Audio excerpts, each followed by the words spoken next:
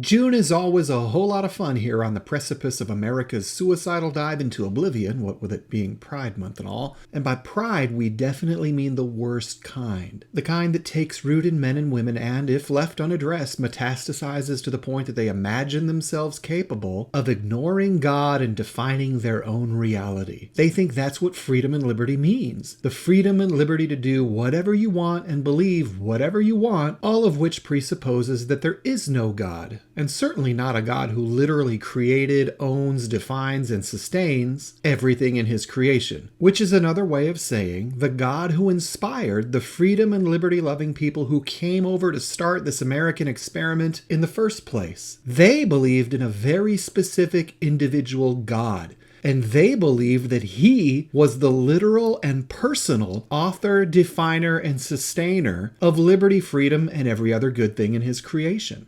That was why they believed that the key to finding things like lasting peace, prosperity, and happiness in his creation was to honor him as Lord and obey him as such in practice in every area of life. All of this sounds completely crazy now, of course, which is why the explicitly anti-Christian American empire is circling the drain and about to head to the bottom in a suicidal frenzy of self-affirmation and anti-Christian rage. Which is kind of two sides of the same coin there, two ways of saying the same thing.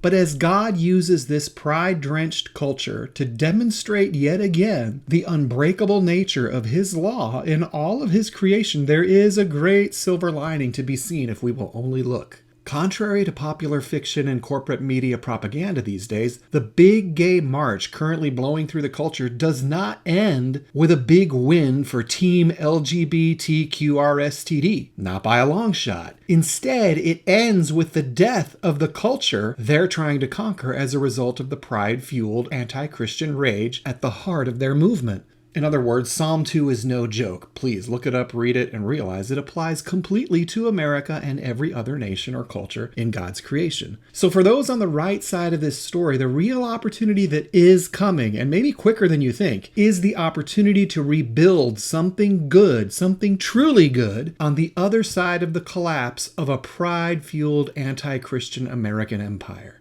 If you appreciate this perspective and would like a daily dose of informed optimism, please subscribe to the channel, share this video, and connect with me at hellrazerreport.com.